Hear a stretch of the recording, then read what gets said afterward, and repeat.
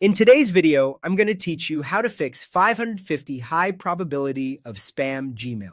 If you've seen this error, it means Gmail blocked your message because it looks like spam. That judgment typically comes from three places: what's in your email, your reputation as a sender, and how you're sending.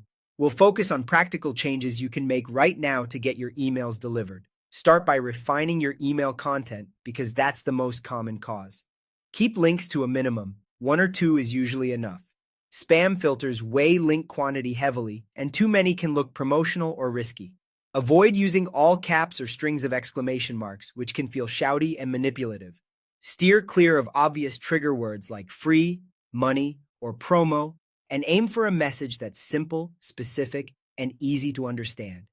Your subject line should be clear and relevant to the body of your email.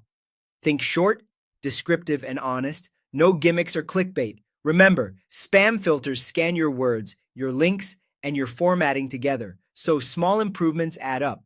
Next, consider your attachments. Attachments can set off filters, especially when you're emailing someone for the first time. If you need to share a file with a new contact, use a Google Drive link instead and keep the file name normal and readable. Random characters or overly salesy names can look suspicious. If the attachment isn't essential, leave it out. Your sender reputation also matters a lot. Only send emails to real contacts who expect to hear from you, and avoid blasting messages to unfamiliar or scraped lists. That behavior leads to bounces and spam complaints, which quickly damage your reputation.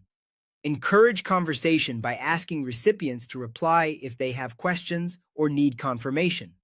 Positive engagement signals, like replies, help demonstrate that your messages are wanted. Most importantly, do everything you can to avoid spam complaints by keeping messages relevant and respectful.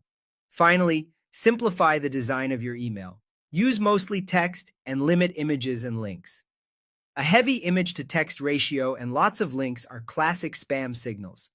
Skip tracking links when possible, since they can look suspicious to filters.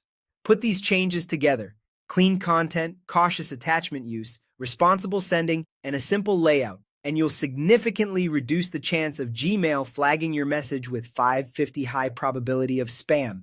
Keep it clear, keep it minimal, and focus on genuine, expected communication.